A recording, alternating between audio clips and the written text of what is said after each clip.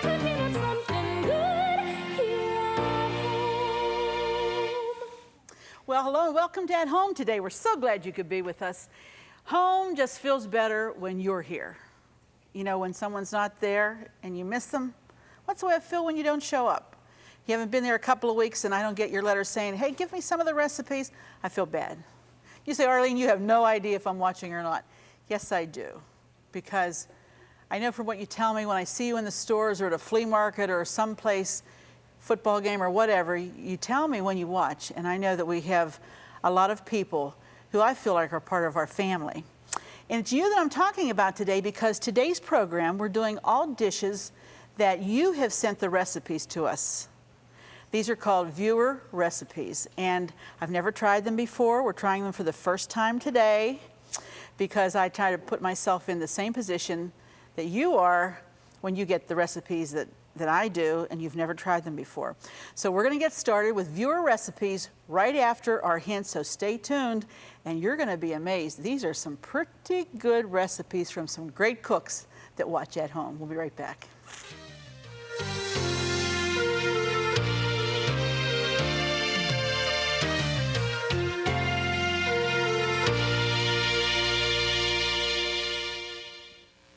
Here's today's at-home hint from Richard F., Ontario, Canada. When putting batter into muffin tins, use an ice cream scoop. No drops of batter to clean off the pan, and all the muffins will be the same size. For updates, pictures, stories, and more, like us on Facebook. To watch hundreds of classic episodes, subscribe to us on YouTube. And to get hundreds of free recipes, visit ctvn.org/athome.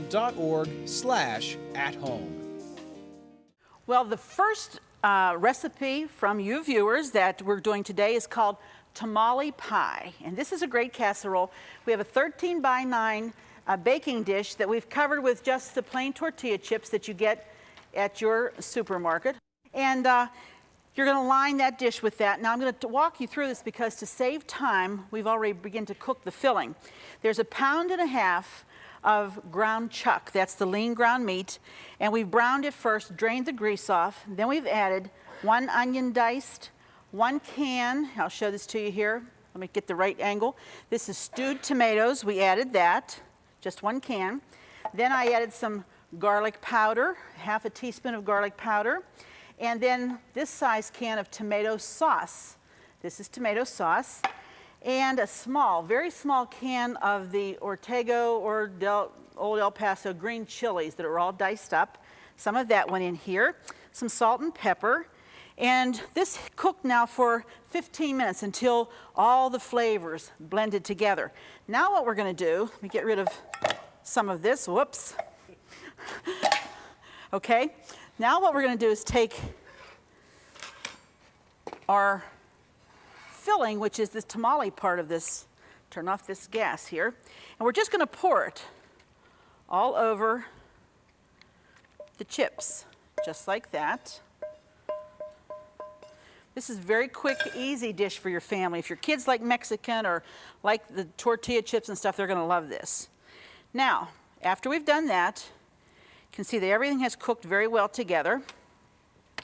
Now we proceed by, we have 1/2 pound of mozzarella cheese and 1/2 pound of cheddar cheese that's been grated up. And to that, we're going to add 1/2 cup of Parmesan.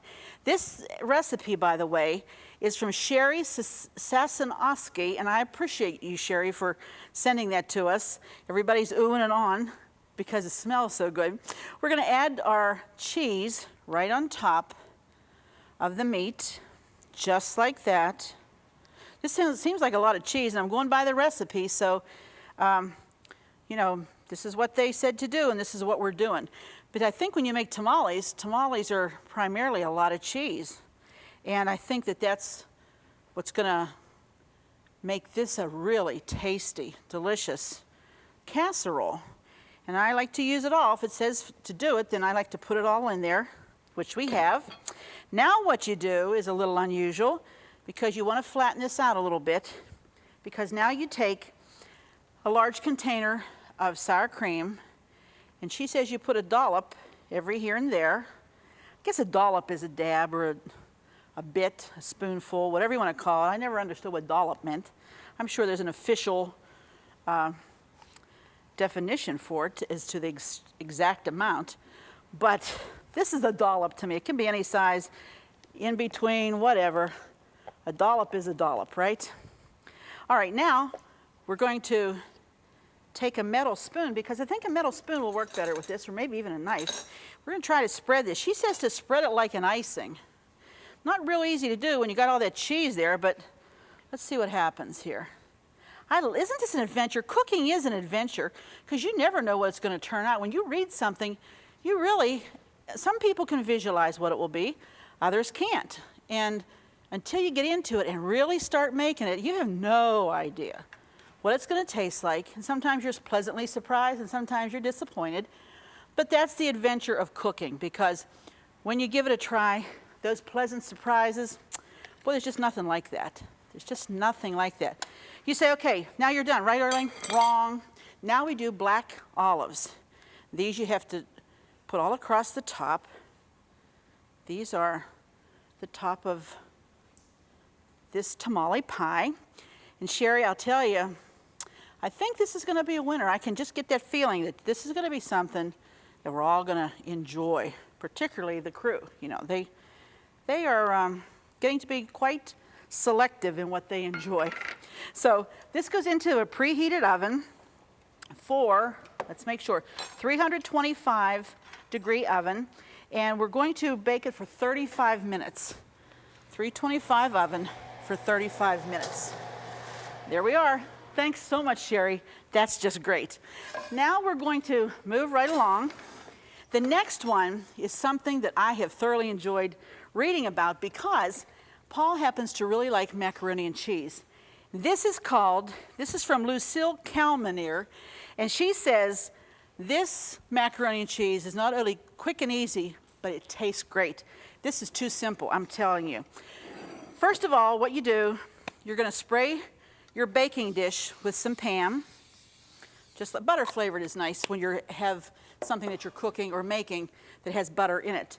And then she takes 2 cups, and these are little creamettes. These are the elbow macaronis. We put them in a bowl. Then she takes a half a cup of melted butter. She adds that. She adds a half a pound of cheese diced. Now this happens to be Longhorn, but you can use any kind of cheese, she says in the recipe. Any kind of cheese you want, and you just dice it up and you put it in there, just like that. And then you take a quart of milk, and you just pour the quart of milk over top of everything. Now I'll tell you, you're talking about simple here. You're talking about easy. No white sauce and boiling the macaronis and doing all this. That stuff makes me crazy. It's too much. And by the time I get home from work, it's just too much to go through all that procedure to get it so that you can serve it. I mean, you're talking 8 or 9 o'clock till you get to eat. But this is so easy, and all this does is this bakes for 1 hour. She says no more and no less, 1 hour in the oven at 350 degrees. Tell you what, this is unbelievable. You say you don't have to do the macaronis? Nope, sure don't. There it is right there, just like that. That's all you do. And when we get done with this, I want you to try this at home. And I'm going to show you, here we go, down in this oven. It's great to have these 2 ovens at different temperatures, okay? That's all there is to it. Quick and easy baked macaroni, I'll tell you what. Now this is another one that I'm going to show you.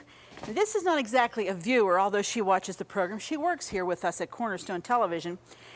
And she gave me this idea, and I think it's great because it's for a different kind of a sandwich. You're tired of the meat, you're tired of the cheeses and stuff. Watch this. First of all, you take asparagus and you cook that in your microwave, you steam it. It should not be overdone. It should still be a little bit firm, okay? Not real limp.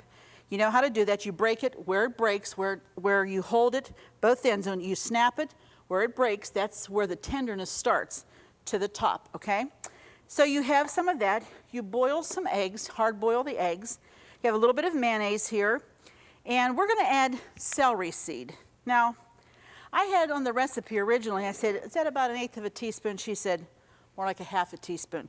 Because the celery seed mixed with the mayonnaise is what makes this so good. Now, here's what we're doing. We're going to mix the mayonnaise together with the celery seed. And I'll show you how to assemble this sandwich that is so good in a lunch because it just is so different than anything you've ever had. First of all, you take, it's a soft bun. There's no hard crust, it's a soft bun. And you'll take a spoonful of the mayonnaise, and you want to kind of put it on a little bit thick. That's what she told me. One day she gave me one of these. She said, Arlene, would you like to taste this? I said, oh, this is incredible. Cindy Chester is her name. She's a great girl. She's one of our technical people here at Cornerstone.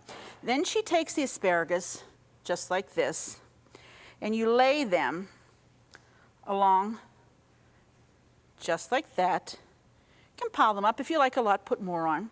Then you take a hard-boiled egg and you slice it and just lay it over the asparagus, just like that. All right? Nope, we're not through yet.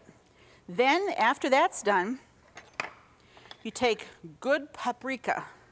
And she said you tap a lot of paprika all over the sandwich.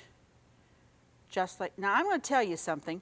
Don't get turned off before you try it. Don't say, ooh, I don't think I'd like that. There's a lot of people that I'm going to tell you, though, you're going to be pleasantly surprised. What you would do now is wrap this up, put it in the refrigerator, or you can eat it just like it is now. It's ready to go. Great for a lunch. If you like asparagus, you like eggs together, we've talked about that before. This is one great sandwich. Stay tuned now because we've got a whole lot more coming your way. We'll be right back after this break.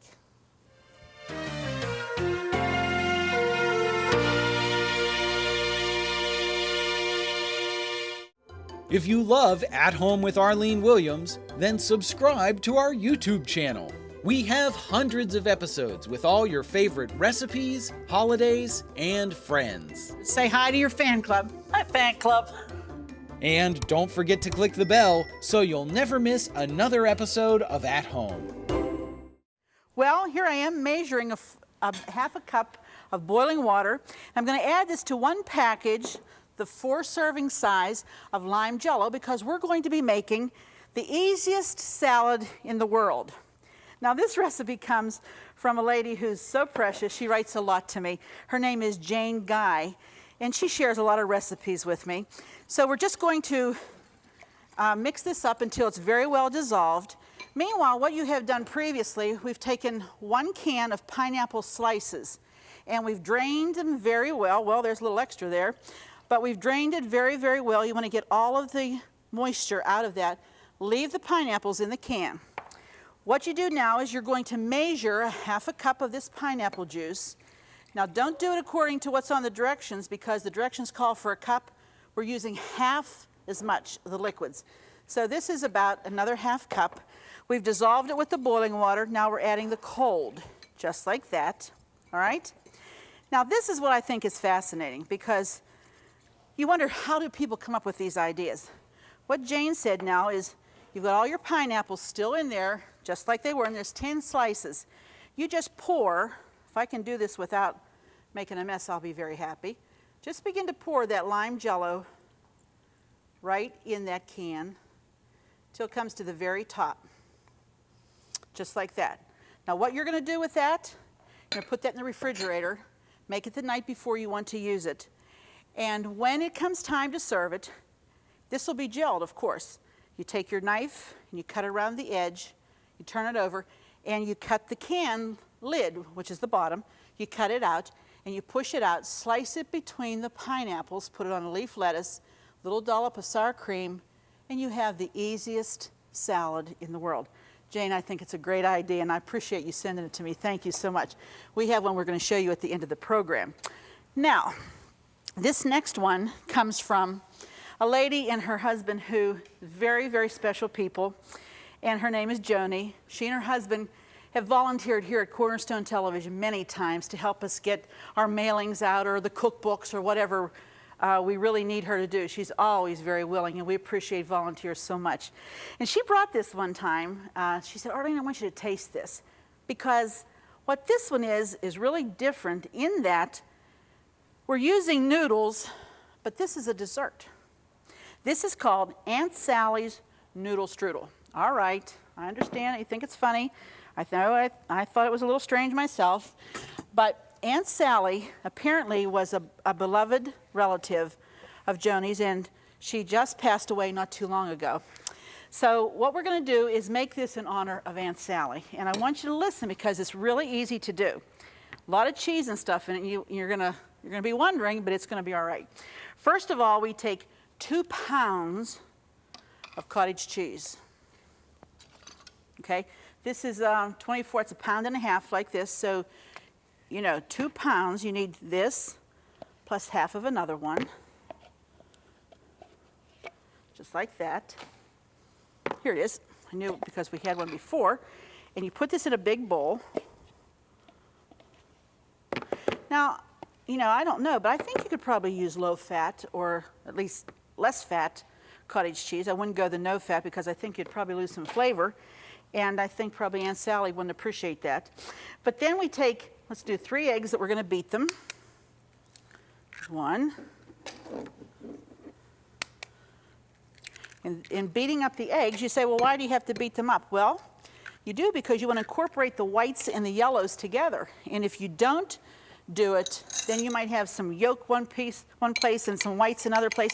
But if you mix them all up together just like this, then you're sure that that egg will be evenly distributed. And you just put that right in there with the cottage cheese, okay? Next we have a cup of sour cream. This is a 2-cup size, so we're just going to take the other half that we didn't use before. 1 cup of sour cream. And again, you could probably use a lower fat or a reduced fat sour cream. That would be all right. I'd give it a try anyway, because what do you have to lose? Maybe you'll come on something that really is going to taste good and might be much lower in fat. All right, now we add 2 cups of golden raisins. And just make sure that they all break up as you're adding them in. If you don't have quite 2 cups in a box, add a few dark ones. Doesn't matter, I don't think. I don't think it would change it too much, but I think it will be all right. And let's see, 1 cup of sugar, which is this. Now what we do is we mix all of this together. This is the cheese and the raisins and the sour cream and the sugar. And you want to blend that, the eggs, blend that very, very well, just like that. Mix it all together. Make sure that it's mixed well. You shouldn't see any of the egg, the yellow there. Don't want that to be showing. All right, so you mix it around, mix it around. This is the creamed cottage cheese too. Don't buy the dry, buy the creamed. Now, this is a 1/2 pound, 8 ounces of the wide, like a soup noodle or a stroganoff noodle that we've cooked, and they're cooled. And we're just going to add all of them to Aunt Sally's Noodle Strudel. Unusual to see a pasta in a dessert, isn't it? I think it's fascinating. All right, now we're going to mix together, just like this. Mix it all together. Make sure all the noodles are covered. Cover them very, very well. And you want to be sure that you have a 13x9 baking dish. And I would use a dish rather than a pan, if you know what I mean. I think if you wanted, probably you could add maybe some nuts to this if you wanted to, but I think it would take away from the taste of the raisins. I think that's what you really taste. And you want to be sure to spray, of course, your baking dish with some pan. All right? Now this will bake at 350 preheated oven, and it will bake for 1 hour. Just like this. I'm going to pour that in there. Now you say, I don't know, Arlene. Aunt Sally probably liked it, but I don't know. I'm telling you, you're going to like this, and you're going to try it. And don't make snap judgments just because of the way things look. Have you ever experienced meeting someone and instantly you thought, boy, I don't like that guy, or boy, I don't think I'd ever like that person. And then you had an opportunity to get to know them and you found out that really and truly They were very nice people, that your first impression was not a good impression. So be more tolerant. Be that way about people that you meet. Also be that way about the things that you eat too. Now what we do now, we're going to sprinkle. I have some graham cracker crumbs. And these get sprinkled all over the top, just like that. Remember, this bakes for 1 hour in a 350-degree preheated oven. Make sure you use them all, because if you don't, some of that pasta that's in there, those noodles will get real dark, and we don't want that to happen. There it is, Aunt Sally's Noodle Strudel. We're going to put this in the oven, and while we do, we want to tell you how you can get today's recipes. Here's that information. Stay with us, and I'll be right back.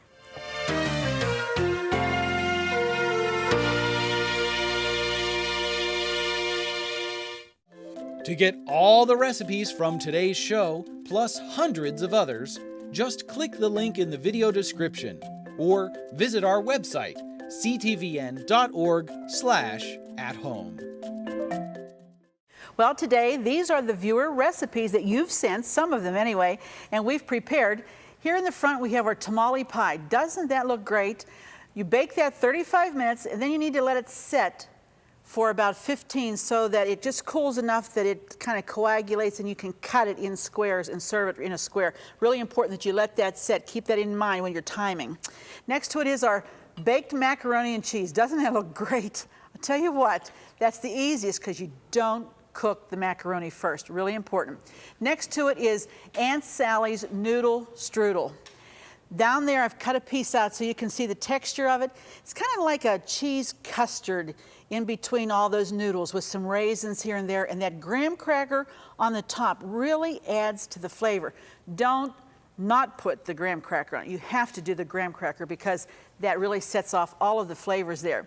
And then we have Cindy Chester's asparagus hard-boiled egg sandwiches. Don't they look good? I tell you what, these pack really, really well. Really for a lunch, or if you're going to take a car trip somewhere and you have a nice little cooler, you can make up some of those sandwiches. They cut nicely, the asparagus stays nice, and the egg, of course, and then that you have to put that celery seed. Lots of celery seed. You say, Arlene, it seems like that's all I'm going to taste, but you will not believe how that perks up the flavor of the asparagus and the egg. And all of these, of course, then need a salad. And this is the salad, and we've just added a little bit of sour cream on top and a little cherry, but 2 slices on a little bit of a bed of lettuce. How easy this is to do and how delicious it is. This is our salad, and I think you're really going to enjoy it. It's real different and really refreshing. For the holidays, you maybe want to use cherry Jell-O or some other flavor. I think you'd really like it. Well, we always like it when you come by, and we like it when you send us your recipes. And true, we don't get to try all of them, but keep watching because you'll just never know when maybe your recipe that you send to At Home ends up on one of the programs. I want to thank all of our contributors today. Thank you so much for sending your recipes. And I know a lot of our other viewers are going to be enjoying the fact that you sent it to us and we presented it here on the program. We love you, we care about you, and we're glad that you're part of our family. So be sure to join us the next time because it just wouldn't be the same without you here at home. We'll see you then.